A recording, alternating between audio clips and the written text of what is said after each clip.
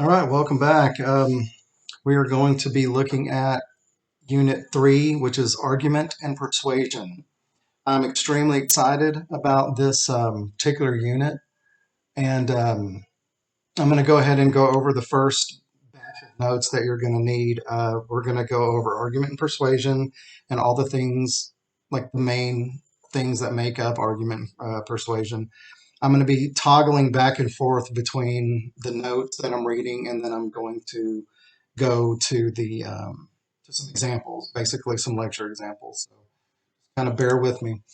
All right, so what we have here is this unit over persuasion and argument is the most important unit, and you will learn the skills that are the most applicable to your life. You already know how to argue and persuade. In this unit, you're going to learn how to do it most effectively.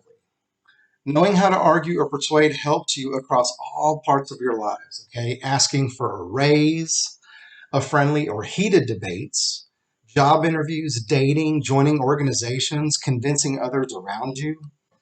Um, One of the things that I do want to kind of point out is that you're already arguing in your lives right now, but you're arguing over things that, in the whole scope of things, they're not really that big of a deal. But you're a couple of years away from having to deal with things that are going to be a pretty big deal. So what I'm going to discuss is, like, for instance, when you go for a job interview, you're trying to persuade that person to hire you. Why you, out of the other 15 applicants, are the best one, the one that should get that job. When you have that job, you're going to ask for a raise. You're going to have been there for a year, and you're going to ask for a raise. You're going to go to your boss and say, you know what, I'm making 11 bucks an hour right now. I really think I should be making 15. And I'll show you why. The reason why is because I'm this, and you start pointing out all these things that show your worth. That's persuasion. If you ask somebody on a date, you're trying to persuade them to go out with you. I once told a girl, seriously, hey, you know what? I'd really love to take you to dinner. I would like to get to know you. And I told her, I said, I can take you out for a good meal. If you don't end up liking me, well, then, hey, you got a good meal out of it. And, never have to see me again, but you got a free dinner, maybe a good steak or something like that. So anyway, if you're with your friends and you're trying to decide where to go eat, and you want to eat at a certain place, or you want to see a certain movie, a particular movie, maybe then you can learn how to persuade your friends, okay? Convince others around you. It's a huge, huge responsibility and power to have over people. If somebody wants you to do something and you don't want to do it, okay, there are ways to persuade them to leave you alone and drop the issue. And there are ways to let them know that, look, I don't want to do that, but I appreciate it, but I don't want to do that. Some of you guys are going to get, pretty soon, you're going to be getting your own apartments, and you're going to get your own home. Sometimes you have to convince the leasing agent that, there's one apartment and maybe three other people have applied for that apartment, and they're doing credit checks and stuff like that. But, you can kind of let them know that, well, you know what, I can afford this apartment. You don't know about the other people. I have a job and I make this much money, and this is why you should give me this apartment, because I can afford it. I'm not going to leave you high and dry every month, because I'm late on the rent. Or maybe when you buy a house, that's another thing. I've never had to do this, but I've actually heard of people who, it's like they have their heart set on getting a particular house. This is the house that I want to buy. This is my biggest investment. And, they've had to write the owner and say, I promise this is why I'm the best, why you should give me this house. Two other people that are giving you offers on this house, but I think I'm the best one. And, I've actually heard of that. So anyway, that's some of the reasons why. Okay. The difference between an argument and persuasion is how you use the appeals of emotion and logic. Generally, arguments are based on logic because the other person has an already established side. Persuasion deals with the other side not having an established idea, and therefore you are trying to convince them to agree with you. Okay, so what I mean by that is, If I'm a Democrat and you're a Republican, that's going to be an argument. We are going to argue over who's right and who's wrong. But let's say that I'm a Democrat and you're undecided. You don't know. I don't know if let's pretend that the last election hasn't happened yet. And let's say that I want to vote for Biden, and let's say that you don't have any political stance whatsoever, but you know what, you want to get out and vote. You're undecided, and you don't know if Trump is the guy or you don't know if Biden is the guy. But I think Biden's the guy, so I'm going to try and convince you that Biden is the person. Okay, that's persuasion. Um, let's say that I'm a big Second Amendment person. I believe in the right to bear arms and guns and that kind of thing.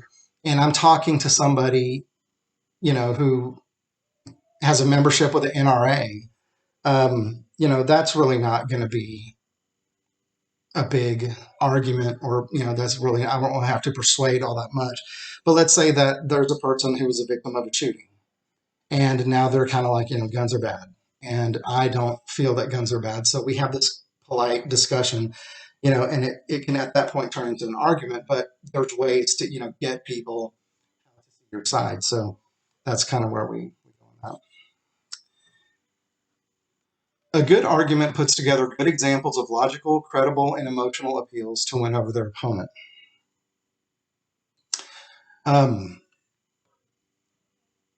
Okay, so let me explain this one. You have to figure out how to arrange your arguments using the appeal. How am I going to use a logical evidence, an emotional evidence, and credible evidence? How am I going to do that? How am I going to put those together so it lasts in that person's mind and it gets them to see things my way? And I'll give you an example. I had a student, this is when I was teaching AP, and I was very hardcore, strict to the rules. I never gave people chances, second chances. Everything was black and white. You could not get me to see things differently. I had my rules and I stuck to them. And I had this one student, Kaylee, who has become a very good friend of mine. She's graduated like 5 years ago, and she's a very good friend. But I did have her, one day she did her work in the wrong pen color. And I was, me, right now I'm a stickler for using black or blue ink. She did it in lime green, and, I gave her a 0 on it. She asked if she could do anything, and I said, no, you knew the rules. You should have remembered that. Sorry. She wasn't the most positive, or excuse me, she wasn't the most confident person, so she just turned around and walked away and kind of accepted it. I'm assuming that later on she, when her mom questioned her about why'd you get a 0 on this assignment, she told her the story. Well, her mother emailed me, and that happens all the time. And usually I stick to my guns, and I'm like, I'm not changing it. Your daughter made a mistake. She's going to have to live with it. But her mother sent me this email, and she was very sweet. She said, hey, you know what, Mr. Chavez, I'm not trying to undermine you. I'm not trying to get you to change your mind. I'm not trying to threaten you. And I respect your decision, whatever you make. Whatever decision you make after you read my email, I'll respect it. Automatically. I mean, if she would have come at me guns blazing saying, you better change this blankety blank, I would have shut her off. I would have been like, oh, that's it. I guarantee you I will never change your daughter's grade. But she just kind of put it out there that, look, hey, I respect you. I'm not trying to undermine you. Whatever you decide is going to be law. I'm cool with that. And then she started to kind of give me some reasons why I should I should allow her to redo the assignment. And, she just kind of said, she started with logic. She said, how many assignments has this kid turned in for you and done it right? She makes high 90s in your class. Obviously, she's not one who messes up all the time. She's human. She's fallible. So right away, she started with logic, because she started bringing up, okay, here is the amount of assignments that she has done for you. Here's the one assignment that she messed up on. And then she said, not only that, but I know my daughter, and I'm pretty sure she's a good student, that she doesn't argue with you in class, that she doesn't disobey the rules. She doesn't come in late. She doesn't come in, out of dress code. She doesn't talk to the person next to her and disrupt the class. And so, and then she said, and she makes good grades. She's a good student. She does well for you. And, she constructed all of her arguments in a certain way that made sense to me. And for the first time in my professional career, I said, I agree. I totally agree. You're right. You know what? Tell her to show up tomorrow morning and we'll redo the assignment. Okay, so when you put together good examples of logical, credible, and emotional appeals, you're probably thinking, well, what the heck are those? Okay. Logos is logical thinking. It's when you use data. It's when you use statistics. Ethos is credibility. What are the expertise or the credentials of the person making the argument or the evidence? And pathos is emotion. How is the appeal tugging at the heartstrings of the listener? Um, okay, so I guess when it comes to like ethos, you have to think to yourself, well, what's the credibility of the person talking to me? I'm trying to convince you to that it's the best thing in the world for you to join the military after you graduate from high school, but I've never joined the military myself. That's not very credible. I didn't have the guts. I didn't have the drive and the determination, and I didn't make that choice to serve the country that way. So why should you listen to me tell you that that's a good idea? Okay. Most of you who know me, you know what I look like. Am I the person to come to you and say, hey guys, you need to eat right, you need to exercise? I am not the person right now to convince you to do that. So that would not be credible on my part. Okay. Now, how can I turn that into something credible? Okay, I got walk up to you and go, hey guys, you know what, man? I noticed y'all eat a lot of sugar and y'all drink a lot of sugar, and you should really change that. I noticed that you're smoking. I noticed that you're dipping. You really should change that because I used to do all those things, and look at me now. I'm not the healthiest person in the world. So that is one of the, that's how you turn it into something credible. If I had, let's say that I had a PhD and I'm trying to tell you, medically, I'm trying to give you medical advice, but I'm a doctor. Okay. But am I a doctor like a medical doctor, or am I a doctor of English? Am I a doctor of philosophy? Am I a doctor of psychology? Okay. That's different. So right away, you're looking at credibility there. You should give to a charity. Okay. Well, why should you give to that charity? Well, because you know what? I was in a position one time where this charity helped me. Well, that's tugging at the heartstrings, but you still may not care because you haven't been in that situation before. You don't know anybody who's had the disease that I once had or the situation that I was in, So it's all about figuring out how to use these things appropriately.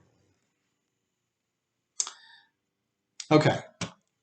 You need to know what a concession is. A concession is when you agree with, which is concede, with an opposing side to a point. A refute is when you prove an opposing point to be wrong. And this entire thing is what we call a counter argument. It's when you use concession and refute and you anticipate the other side's point of view and you're ready to prove it wrong. Okay, so let me give you an example of when that has been huge. Okay.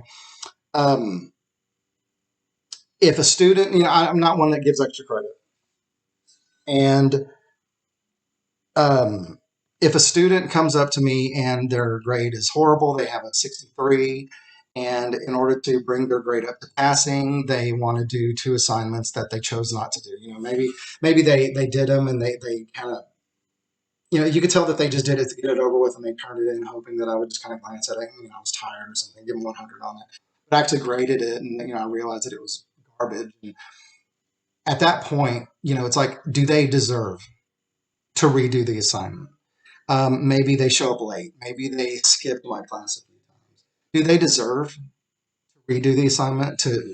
Do they deserve to have me use my time to grade that assignment when I should have already graded it? And now you're taking up some of my personal time. Um, well, here's the thing. If you come to me and say, hey, Mr. Chavez, can I redo this assignment? I think you darn well know that I'm going to say, well, you should have done it the first time, instead of sit there and mess around on your phone and come in late and talk to your neighbors. You should have done it. But let's say that you said, you realize that I'm going to say that, and you go, hey, Mr. Chavez, you know what? First of all, I just want to tell you that I know that I'm to blame for the 63 that I have. I'm just I was going through a selfish time in my life, and I apologize, and I won't do it again. You have my word that I won't do it again. I don't deserve it. You don't need to really, you don't have to give me this opportunity, but I would love to have an opportunity to redo this assignment. And I promise you I won't do it again. And I know that I don't deserve it. You're going to put me on the, you're going to kind of make me stand back for a minute and go, wow, they've really learned something from that. They kind of took my rebuttal and threw it back in my face and said, before you say no, I understand that I don't deserve it. So now that's the whole point behind a counter argument. Okay, inductive reasoning is when your argument is specific to general. Deductive is when your argument is general to specific. So if you assume someone is a Dallas Cowboy fan because they're from Dallas, that's inductive. Okay? You assumed that a specific person is something because generally most people are that way. If you assume everyone in Dallas is a Cowboys fan, that is deductive. So everybody, okay, generally, everybody in Dallas is a Cowboys fan. That is deductive. That is going general to specific. This is going specific. Okay. So anyway, that's what argument persuasion is. We're going to be looking at logical fallacies next, and when we return, I'm going to really be expecting a lot out of you. You're going to have to come up with examples of inductive and deductive reasoning. You're going to have to identify examples of logos, ethos, and pathos. You're going to have to identify and put together in concession and refutes, basically a counter argument. And you're going to have to come up with examples of argument versus persuasion. You're going to have to figure all that stuff out. And when we look at logical fallacies, we're going to look at videos and figure out where all that stuff makes sense. So anyway, I will see you the next time. The next time that we return, like I said, I think we're going to be looking at logical fallacies. Until then.